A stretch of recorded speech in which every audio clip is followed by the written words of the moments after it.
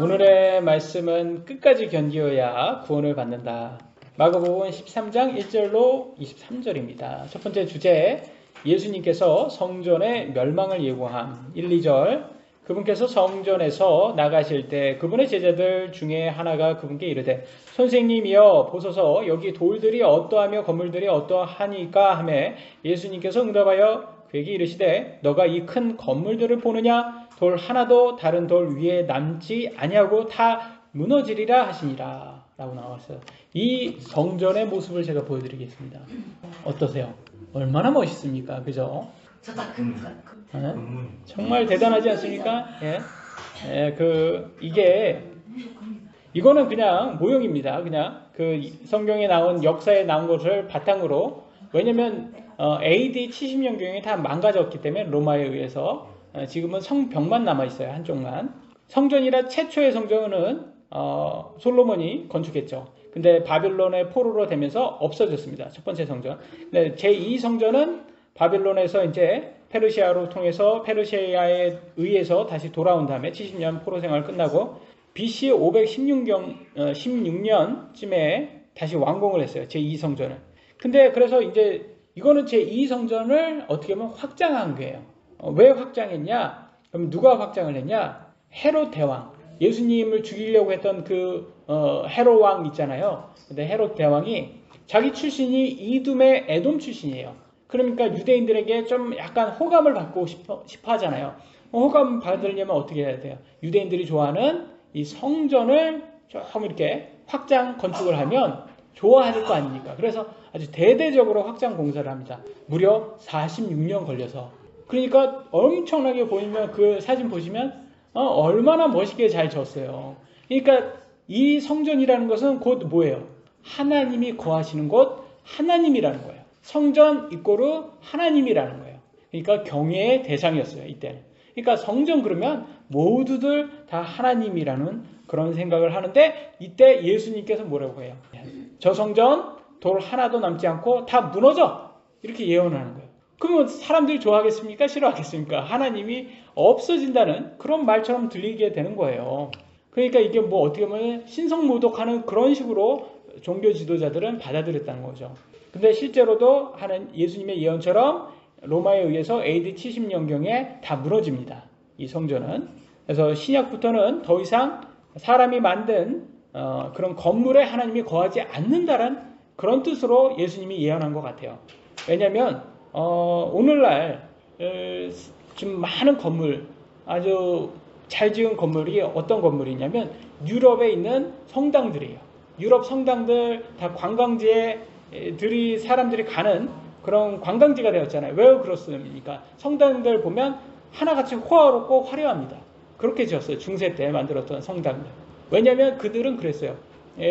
세상은 지옥 같아도 이 성당에 오면 천국처럼 느껴라 라고 해서 지은 거예요. 말은 그렇게 그럴듯하게 말했지만 사실은 그게 다 돈으로 들어간 거죠, 성당에. 그래서 그렇게 멋있게 지은 거예요. 그러니까 말 그대로 성전과 같은 거예요. 성당을 그렇게 만들었어요. 근데 하나님은 그걸 싫어합니다. 출애굽기 구약에서도 봐도 나와 있어요. 20장 4절에 너는 너를 위하여 어떤 새긴 형상도 만들지 말고 어떤 위로 하늘에 있는 것이나 아래로 땅에 있는 것이나 땅 아래 물속에 있는 것에 어떤 모습이든지 만들지 말며, 자꾸 하나님께서는 사람이 이렇게 화려한 거, 호화로운 것에 현혹되니까 그 형상 같은 거, 뭐 대단한 거 그거 만들지 말라고 합니다. 그래서 하나님께서 이런 사람의 이 재물의 신 맘몬에 이렇게 자꾸 집착하고 우리가 그런 것에 휘둘리니까 하나님께서 이런 눈에 보이는 화려함, 그런 호화로움, 그런 것을 별로 좋아하지 않으신다는 것을 예수님을 통해서 알 수가 있습니다. 그래서 마태복음 6장 24절 끝에는 너희가 하나님과 만몬을 겸하여 섬길 수 없느니라 라고 말하듯이, 하나님은 너네 재물 섬기려면 재물 섬겨, 돈 섬기려면 돈 섬겨, 아니면 하나님 섬기려면 하나님 섬겨. 둘 다 섬길 수는 없어. 이렇게 말하고 있어요. 그러면 돈을 섬기지 말라. 그래서 어떤 사람들은 정말 극단적으로 가서 그러면 무소유가 맞다라고 해서 불교의 무소유를 많이 이렇게 추구하는 사람들이 있어요. 무소유하면 집착할 필요 없으니까 좋다. 그렇게 생각합니다. 근데 그게 현실적으로 가능합니까? 여러분? 불가능한 거를 자꾸 얘기하는 거예요. 그러니까 하나님은 어떻게 말씀하시냐면 이렇게 말씀하시고 있어요. 누가복음 16장 11절에 그러므로 너희가 만일 불의한 만몬에 신실하지 아니하면 누가 참된 재물을 너희에게 맡기겠느냐. 여기에서 또 이렇게 말씀하시고 있어요. 불의한 만몬에 신실하라고 말씀하시고 있어요. 그러면 이것을 어떻게 해석하면 될까요? 그러면 이 돈을 잘 관리해서 재정을 잘 관리해서 하나님을 위해서 사용하면, 하나님의 영광을 위해서 사용하면 하나님이 이 하나님의 많은 그런 참된 하나님의 사역을 우리에게 주시겠구나라고 해석하면 딱 좋은 거잖아요. 그러니까 무소유가 정답은 아니라는 거예요. 그래서 약속의 땅에 들어갈 때 각 지파별로 각 가족 수대로 땅을 다 나눠줬어요. 그러니까 사유재산을 하나님께서 그때부터 허락하셨잖아요, 이미. 그러니까 무소유는 정답이 아닙니다. 돈을 우리 인간이 돈을 어떻게 싫어합니까? 돈 싫어하는 사람이 어디 있어요? 다 돈 때문에, 다 정치인들이 다 돈 때문에 지금 하는 거 아닙니까? 다 나라를 사랑해서 정치하는 사람이 어디 있어요? 다 돈 때문에 하는 거지. 돈 때문에, 권력이나 돈 때문에. 역사상 가장 부자 왕이었던 솔로몬은 뭐라고 합니까? 헛되고 헛되도다, 모든 것이 헛되도다, 이렇게 말하였을 때 이 헛되도다를 어떻게 해석하냐? 저는 이렇게 해석합니다. 이것은 헛되도다라는 게 무소유를 말하는 게 아니라 너무 집착하지 말아라. 왜냐면 너무 집착을 해왔었는데 내가 해보니까 별거 없더라 이거예요. 여러분 맞지 않습니까? 여러분이 딱 정말 원하는 거 있어요. 뭐 장난감이라면 장난감을, 원하는 장난감을 딱 샀어요. 그러면 그 장난감은 어디가 있어요? 서랍에 들어갑니다. 왜냐면 질려요. 사람이 가지면 질립니다. 그러면 또 새로운 걸 추구해요. 새로운 장난감. 맞지 않습니까, 여러분? 그래서 실제로 여러분 제가 보니까 부자들 보니까 명품백 좋아하는 사람들 보니까 다 진열장에 다 있지 실제 쓰지도 않더라고 보니까. 그러니까 보면 다 별거 없다라는 거예요. 그리고 실제적으로 그 명품이라는 게 그 명품 값이지 실제 만드는 비용은 뭐 8만 원밖에 안 된다고 그러더라고요. 그러니까 보면 일반 백하고 별 차이 없는 거예요. 가치적으로는 그냥 그 남한테 인생의 자랑 하려고 하는 거지. 그래서 예수님께서 이 성전이 무너진다라는 예언을 통해서 우리가 뭘 알 수 있냐? 더 이상 예수님은 우리에게 신약 시대 때는 이 건물 안에서 예배하는 것을 중요시하지 않는구나라는 것을 우리가 짐작해 볼 수가 있습니다. 요한복음 4장 21절에 예수님께서 그녀에게 이르시되 여자여 내 말을 믿으라. 너희가 이 산에서도 아버지께 경배하지 아니하고 예루살렘에서도 경배하지 아니할 때가 이르느니라. 그러니까 어디에서 이 장소가 중요하지 않다라는 거예요. 어디서든지 하나님과 예수님을 다 섬길 수 있다라는 거예요. 경배할 수 있다. 마태복음 18장 20절 두세 사람이 내 이름으로, 예수님의 이름으로 함께 모인 곳에 나도 거기에 그들의 한가운데 있느니라 하시니라. 예수님이 어디 계세요? 두세 사람 예수님의 이름으로 모인 곳에 있다라는 거예요. 그러니까 바로 우리 성도들이 있는 곳에 예수님이 있다라는 거예요. 그러니까 장소가 중요한 게 아니라 성도가 중요한 거예요. 성도, 믿는 성도들이 있으면 그곳이 예수님이 있는 곳이에요. 그곳이 바로 성전입니다. 그러니까 신약교회 성전은 누굽니까? 바로 성도들이 성전이 됩니다. 믿는 우리들이 성전인 거예요. 그래서 헤롯 대왕이 확장한 제2성전 무너진다라는 예수님의 예언은 신약교회부터는 성도들이 성전이 되어서 우리가 호화로움, 화려함 이런 것에 너무 집착하지 않아도 된다라는 것을 말해 주시고, 진짜 화려함, 호화로움은 어디에서 볼 수 있어요? 천국에 가면 볼 수 있습니다. 천국에 가면 새 예루살렘, 예수님의 신부 새 예루살렘이 얼마나 호화로운지 요한계시록에 나오잖아요. 거기 가면 우리가 이 세상에서 본 거 다 별거 아니었구나 깨닫게 될 것입니다. 그러니까 우리는 이 땅에 이 땅의 것에 너무 집착하지 말고 예수님의 예언대로 세상의 것이 아니라 하늘에 우리의 마음을 두어야 됩니다. 두 번째 제목은 예수님의 재림의 때의 세상의 종말의 표적. 3절로 4절입니다. 마가복음 13장. 그분께서 올리브산에서 성전 맞은편에 앉으심에 베드로와 야고보 요한과 안드레가 그분께 은밀히 여쭙되 우리에게 말씀해 주소서 어느 때에 이런 일들이 있으리까? 또 이 모든 일들이 성취될 때에 무슨 표적이 있으리까? 하니 그러니까 제자 4명이 예수님께 은밀히 와서 세상이 종말 때 어떤 일이 일어납니까? 라고 어떤 증거를 달라고 좀 힌트를 달라고 합니다. 5절 6절 예수님께서 대답하여 그들에게 말씀하기 시작하시되 아무도 너희를 속이지 못하도록 주의하라. 많은 사람이 내 이름으로 와서 내가 그리스도라 하며 많은 사람은 속이리라. 그러니까 세상의 끝에 하나의 증거가 되는 게 뭐예요? 사기꾼이 많아진다라는 거예요. 사기꾼이 많아진다. 왜냐면 사이비 이단 교주들이 많아진다. 그리스도라면서 자기가 그리스도라면서 득세한다 이렇게 말합니다. 맞지 않습니까? 오늘날 사기꾼들 얼마나 많습니까? 세상에도 사기꾼 많고 교회에도 사기꾼들이 많아요. 다 교주들 얼마나 많습니까? 이게 마지막 때가 가까워진다라는 증거라는 거예요, 이게.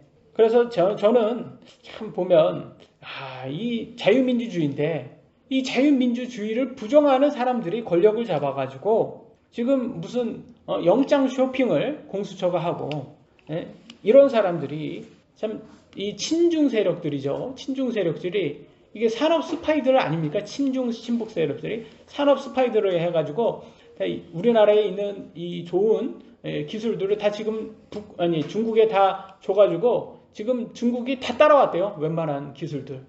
지금 한국은 이제 중국한테 따라잡힐 일밖에 없는 거예요. 지금 다 스파이들이 다 그쪽으로 떨어져. 근데 요즘 요즘 같은 세상에 간첩이 어디 있냐?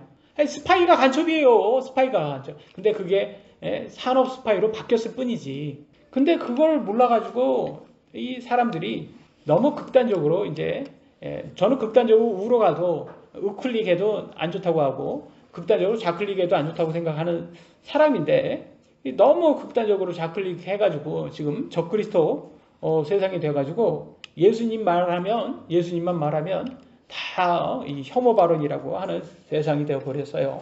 그러니까 마지막에 쪽으로 가고 있는 상황이라는 거죠. 7절 보도록 하겠습니다. 또 너희가 전쟁들의 소문을 들을 때 불안해하지 말라. 그런 일들이 반드시 있어야 하되 아직 끝은 아니니라. 전쟁이 이제 예수님이 올 때 전쟁이 있다고 합니다. 한번 역사를 공부해 보세요. 지금도 전쟁이 있습니까? 없습니까?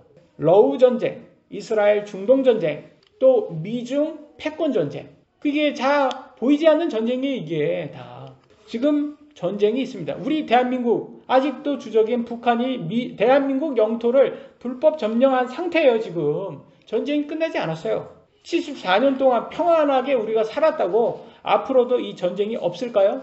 지금 정권이 지금 막 흔들리면서 지금 친중 친북 세력들이 이 대한민국을 다 그쪽으로 갖다 바치려고 하잖아요. 이게 다 전쟁이라는 거예요. 이게 끝이 아닙니다. 이게 세상이 끝나는 과정이라는 거죠. 이게 8절 보겠습니다.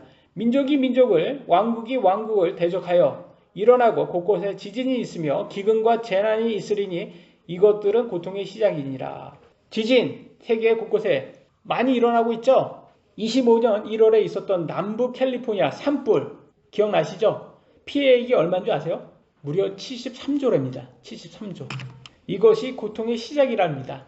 그러니까 언제가 될지 모르겠지만 이거는 그냥 시작에 불과해라는 거예요. 시작에 불과해.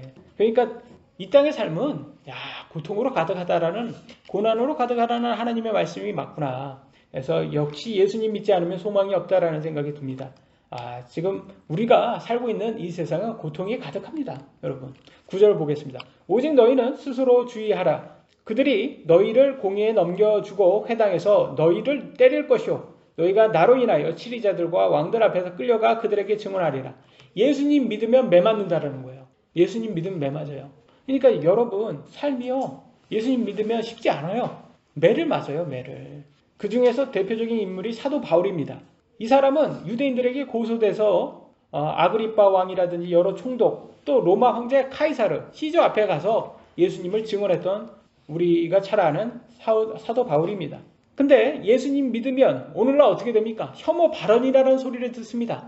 그러면서 예수님 믿지 않아도 된다면서 표현의 자유를 말하는 애들이 정치적 올바름이라는 걸 만들어가지고 그들 정치적 올바름대로 믿어야 된다는 거예요.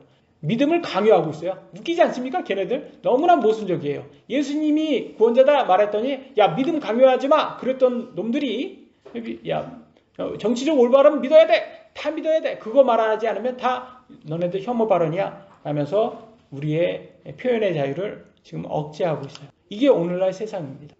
그러니까 이 세상을 보면 어떻게 생각이 됩니까? 이게 마지막 때가 가까이 가고 있구나.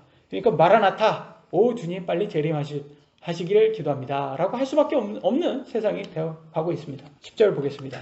또 먼저 복음이 반드시 모든 민족들 가운데 널리 알려져야 하리라. 그래서 우리가 이 땅에 태어난 이유는 뭘까요, 여러분? 여러분 왜 태어났습니까? 여러분이 원해서 태어났습니까? 여러분의 성별, 여러분의 국가, 여러분의 가족, 여러분이 정한 거 하나라도 있습니까? 없어요. 태어나 보니까 이렇게 태어났어요.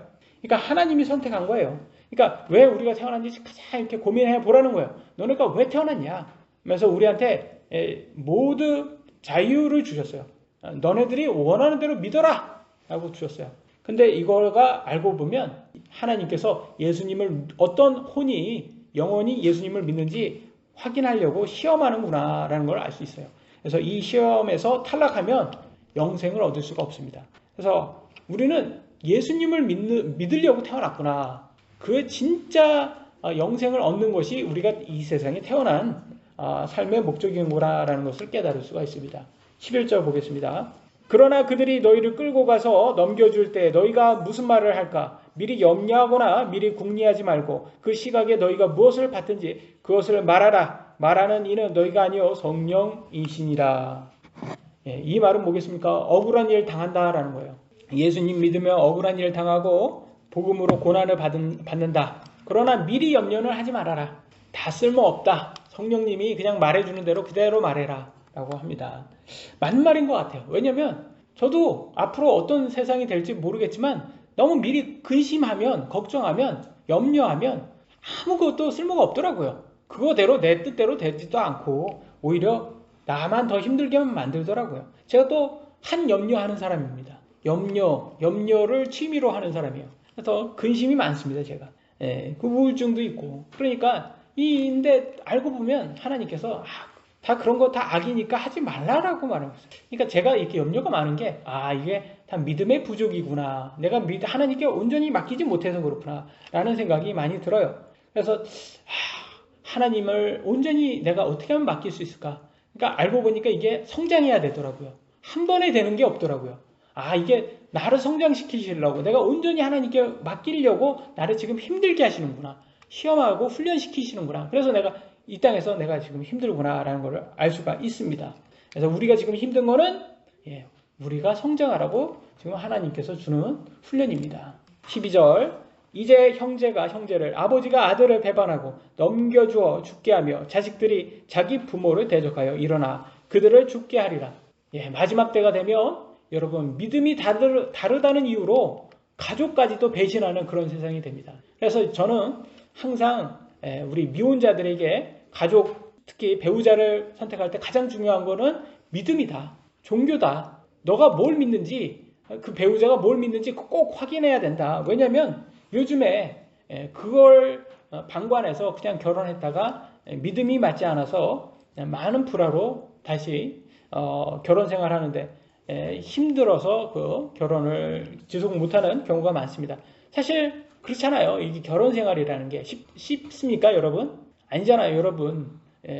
제가 지난번에도 말씀드렸지만 어떤 목사님의 말씀처럼 우리가 인게이지 링, 약혼하면 인게이지 링을 받잖아요. 그 다음에 결혼하면 웨딩 링을 받잖아요. 그러면 결혼하고 난 후에는 서퍼 링을 받는 거예요. 서퍼 링. 고통이라는 거예요. 고통의 링을 받는, 고통 반지를 받는 거예요, 여러분. 결혼 생활은 너무 힘들어요. 그래서 저는 결혼 생활이 저는 상당히 만족스러운데 또 불구하고 저는 솔로몬이 별로 부럽지 않더라고요. 왜냐면 솔로몬이 아내와 첩이 1000명이라는데 한 명의 아내 맞추기도 힘들어 죽겠는데 1000명을 더 어떻게 맞춰 저거. 제 아내 한 명의 입맛을 맞추기도 힘든데 물론 제 아내도 똑같이 얘기할 겁니다. 저 남편 저 자꾸 저거 입맛 맞추기 되게 힘들다. 제 아내도 똑같습니다. 그러니까 제가 잘난 거 하나도 없어요. 근데도 불구하고 우리 아내가 살아주는 거죠. 저하고 사는 게 별로 그렇게 썩 편하지는 않을 겁니다. 제가 짠종국에 이어서 짠종남 아닙니까? 짠종남. 그러니까 돈을 안 쓰니까 제 아내가 너무 힘들어 합니다. 그래서 제가 한마디 했죠. 내가 죽으면 다 이거 당신 거 된다. 내가 죽을 때까지만 기다려라. 원하는 데까지 다 써라. 그러니까 제 아내가 당신은 100살까지 살 거야 그러더라고요. 그래서 내가 원하는 거는 20년 안에 빨리 천국 가는 거다. 20년 아니다. 최고치 본다. 제가 이렇게 얘기를 했는데 하나님께서 제 기도를 좀 들어줬으면 좋겠습니다. 13절 보겠습니다. 또 너희가 내 이름으로 인하여 모든 사람에게 미움을 받을 터이나 끝까지 견디는 자 곧 그는 구원을 받으리라. 여기 나와 있잖아요. 오늘의 제목 끝까지 견뎌야 구원을 받는다. 그러니까 믿음이라는 것은 우리가 칭의 구원, 예수님 믿으면 예수님은 우리의 개인 구주로 믿으면 천국 간다라고 해서 딱 거기에서 끝나는 것처럼 얘기한단 말이에요. 아니라는 거예요. 칭의 구원은 그냥 이 땅에 깐난애기로 응해야 하고 태어난 거예요. 근데 칭의 구원할 때는 엄마가 다 하잖아요. 일은 다 엄마가 그 산통 다 겪으면서 아이를 낳잖아요. 그 누가 했어요? 아기가 했어요? 아기가 한 거 하나도 없어요. 엄마가 했어요. 그러니까 칭의 구원에는 행위가 없어요. 거기는 행위가 들어갈 데가 없어요. 근데 성화 구원은 뭐예요? 우리가 아기가 조금씩 성장하잖아요. 그때 얼마나 힘들어요. 아기가 공부도 하기 싫으면 공부도 해야 되죠. 또 키 크면서 성장통도 걷죠. 아이들 또 학교 다니면서 또 얼마 또 나쁜 아이들한테 또 당하기도 하죠. 또 얼마나 힘듭니까? 또 경쟁 사회에 들어가가지고 거기에서 먹고 사는 것도 너무 힘들고 직장 생활하는 것도 안이 꼽고 그런 것도 다 이 세상에서 사는 거잖아요. 그러니까 제가 보니까 칭의 구원에는 행위가 없는데 성화 구원이 훨씬 더 힘들더라. 그러니까 성화 구원은 힘들어요, 여러분. 힘든 게 정상이에요. 이게 맞아요. 그러니까 이게 맞다고 우리가 너무 실망할 필요가 없어요. 왜냐하면 영화 구원이 기다리고 있습니다. 우리 뒤에 영화 구원.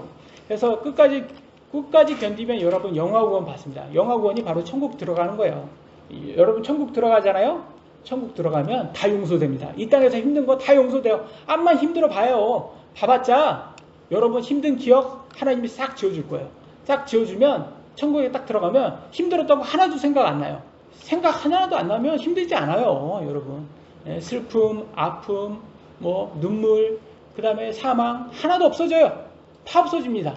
그 다음에 그렇게 여러분 기쁘면 어떻게 돼요? 뭐가 나옵니까? 절로 찬양이 나올 수밖에 없는 거예요. 하나님의 영광 하면서 찬양이 절로 나오는 거예요. 그래서 이렇게 천국에 나오는 이렇게 천사들 보면 맨날 하나님이 찬양하잖아요. 그럴 수밖에 없어요. 왜냐면 너무 좋거든요. 너무 신나거든요.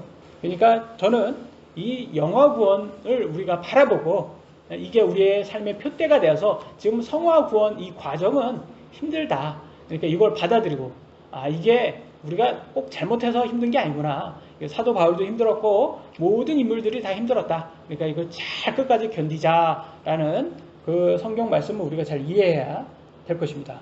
마지막 주제 세 번째 유대인들을 향한 큰 환난 14절입니다. 같이 한번 읽어보겠습니다. 여러분 같이 한번 읽어보겠습니다. 시작.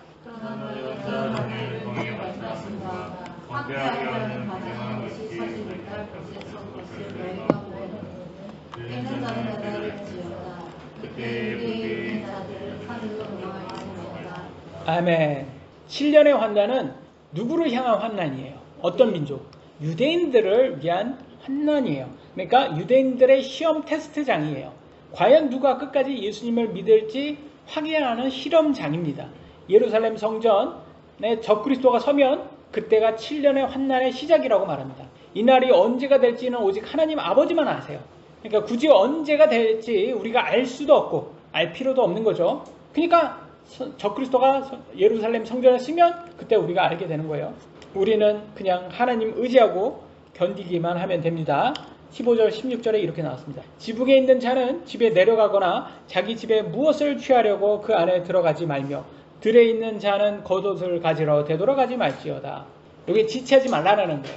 지금 마지막 때가 돼가지고 위험한 일이 생기면 자꾸 이 세상의 것에 집착해서 이렇게 지체 하다가는 너는 큰일 난다 이 말이에요. 빨리빨리 도망가라. 안전한 곳으로. 여러분 2025년 올해죠. 1월 28일 일어난 김해공항 여객기 화재 사고 보셨죠? 기사로 통해서. 이때 탑승자가 176명이었습니다. 다 참변을 당할 뻔했어요. 이때 참변을 당할 수 있었는데 너무나 감사하게도 출발 지연으로 모두가 이륙하기 전에 구조되었어요. 근데 여기서 출발을 했다면 어떻게 됐겠습니까? 그럼 다 176명 다 참변을 당했다는 거예요. 근데 여기에서 불이 났을 때 여객기 안에서 화재가 막 이렇게 나고 있어요. 근데 한 사람이 기내짐을 갖겠다고 딱 뺍니다. 그러면 어떻게 됩니까? 뒷사람이 나갈 수 있어요, 없어요? 못 나가요. 지체가 돼요.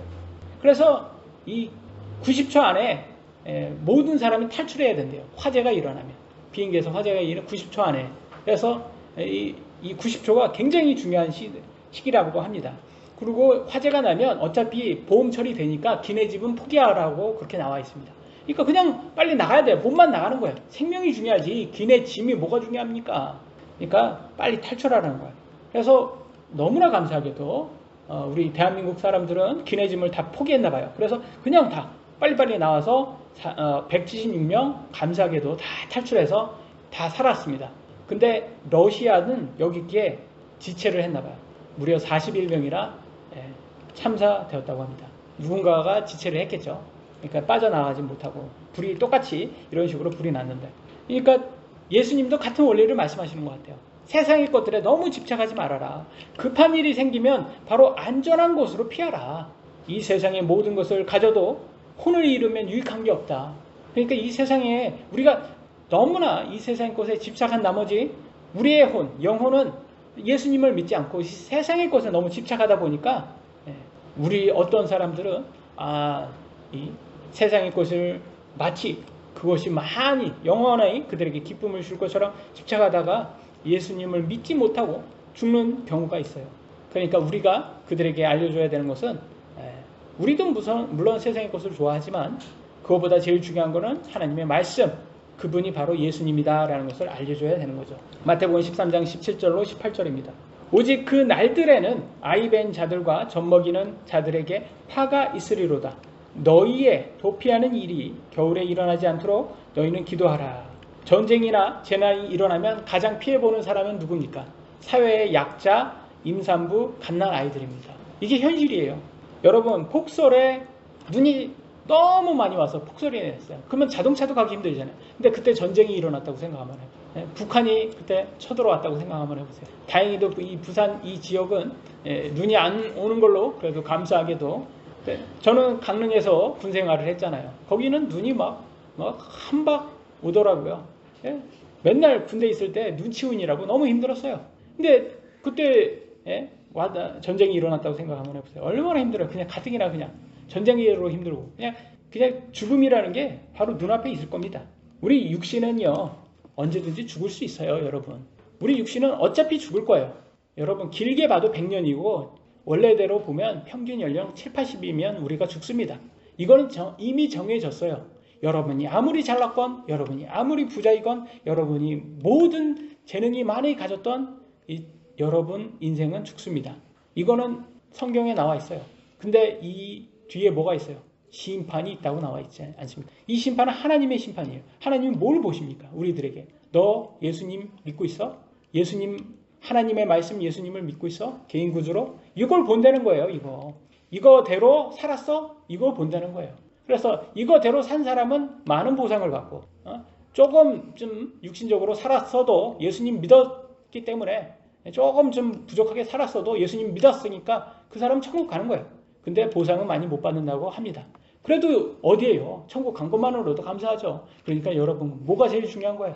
예수님 믿는 게 가장 중요하다는 것을 우리가 볼 수 있습니다. 이 세상의 것은 지금은 우리에게 영원히 기쁨을 줄 것 같지만 영원하지 않습니다. 우리가 육신이 조금씩 아파오면 우리 물질이 주는 게 산의 진미도 다 필요가 없구나라는 걸 깨닫게 됩니다. 마가복음 13장 19절 읽겠습니다. 이날들에 고난이 있으리니 하나님께서 창조하신 창조 세계가 시작된 때부터 이때까지 그런 고난이 없었고 이후에도 없으리라. 그러니까 7년의 환난은 이 세상에서 가장 큰 고통을 주는 시간이라는 것을 알 수가 있어요. 이때보다 더 힘든 날이 없대요. 이때보다 더 힘들면 아무도 구원을 받지 못한다고 합니다. 20절에 뭐라고 나와 있습니까? 주께서 그 날들을 짧게 하지 아니하셨더라면 어떤 육체도 구원을 받지 못할 것이로되 그분께서 자신의 택한 선택받은 자들을 위하여 그 날들이 짧게 하셨느니라. 선택받은 자는 누구예요? 예수님 믿은 사람들이잖아요. 예수님 믿은 사람들도 7년 이상 되면 고난이, 그러면 그냥 믿음을 포기한다는 거예요. 누구도 이 7년의 환난을 그 이상으로 견딜 수 있는 사람은 없다. 그만큼 이 7년의 환난은 가장 힘들다라고 말씀하고 있습니다. 21절 그때 누가 너희에게 이르되 보라 그리스도가 여기 있다 하거나 보라 그가 저기 있다 해도 그를 믿지 말라. 7년의 환난 때는 막 혼동의 시대일 거예요. 그러니까 야 여기가 그리스도다 저기가 그리스도다 라고 할 거라는 거예요. 야 어디가 예수님이야? 어떻게 믿는 게 예수님이야? 예수님을 제대로 믿는 게 뭐야? 과연 어떻게 천국 가? 다 그럴 거예요. 근데 여러분 걱정하지 마세요. 믿는 성도들은 어떻게 됩니까? 예수님 재림하면 휴거로 공중에 채로 올라갑니다. 그러니까 우리가 예수님을 찾을 필요가 없고 예수님이 우리를 찾아옵니다. 여러분 공중에서 우리가 채 올라가는 거예요. 그러니까 그래서 천국에 들어가는 거예요. 그러니까 믿는 성도들은 걱정할 필요가 없어요. 우리가 예수님을 찾을 필요가 없다. 예수님이 우리를 찾을 것이다. 그러니까 이 마지막 때가 될수록 사기꾼들이 많대요. 어떤 사기꾼? 거짓말하는 그리스도들. 22절에 뭐라고 나왔습니까? 거짓 그리스도들, 가짜 크리스찬들이 많다는 거예요. 거짓 대언자들, 가짜 목사들이 많다는 거예요. 일어나 표적들과 이적들을 보여 할 수만 있으면 선택받은 자들도 유혹하리라. 이런 가짜 목사들과 가짜 크리스찬들이 많은 사람들, 이 사이비 교단들 같은 이런 사람들이 더 많아진다는 거예요. 그런 사람들이 심지어 이 마법과 마술 같은 것도 한다는 거예요. 그러면 사람들 여러분 그 사람들이 안수하면 여러분의 갖고 있는 병이 다 나아요. 그럼 여러분 믿겠어요? 안 믿겠어요? 믿죠. 당연히 믿죠. 말도 안 되잖아요. 안수기도 했는데 병이 났는데 안 믿어요? 그 사람을? 야, 이 사람이 진짜구나. 믿을 수밖에 없게 돼요. 왜냐면 나 아파 죽겠는데. 그러니까 우리는 그럴 수밖에 없는 존재예요. 우리는 눈에 보이는 것에 현혹되기 너무 쉽습니다. 그러니까 우리가 정말 예수님께서 우리한테 뭘 강조합니까? 야, 눈에 보이는 것에 너무 집착하지 말고 하나님 말씀에 집중해. 왜냐면 세상에 변하지 않는 건 하나님 말씀밖에 없어. 마지막 구절입니다. 마가복음 13장 23절 오직 너희는 주의하라. 보라 내가 모든 일을 너희에게 미리 말하였노라. 사기꾼은 많아지는데 사기꾼의 현란한 말씀시에 놀아나지 말아라. 점쟁이들 예언해도 그 예언 마저 떨어져도 그거 속지 말아라 이거예요. 오늘날 점쟁이들 예언하면 딱딱 들어맞는 그런 아주 용한 점쟁이들 많습니다, 여러분. 근데 그거 맞다고 그 사람들을 쫓아갈 거예요? 우리 인간은 나약해서 그런 거에 현혹되기가 너무 쉬워요. 그러니까 우리는 매일 하나님 말씀을 읽어야 돼요. 하나님 말씀 읽고 맞아 눈에 보이는 게 아니라 하나님 말씀에 영생이 있어. 그러니까 우리는 이 말씀으로 우리를 묵상하고 훈련하고 우리가 비록 지금 사는 거는 이 육신 안에 사는 거는 힘들지만 끝까지 견디면 우리는 그래서 예수님 붙잡으면 하나님 말씀인 예수님 붙잡으면 천국에 가는구나 이런 걸 깨달을 수가 있습니다. 기도하시겠습니다.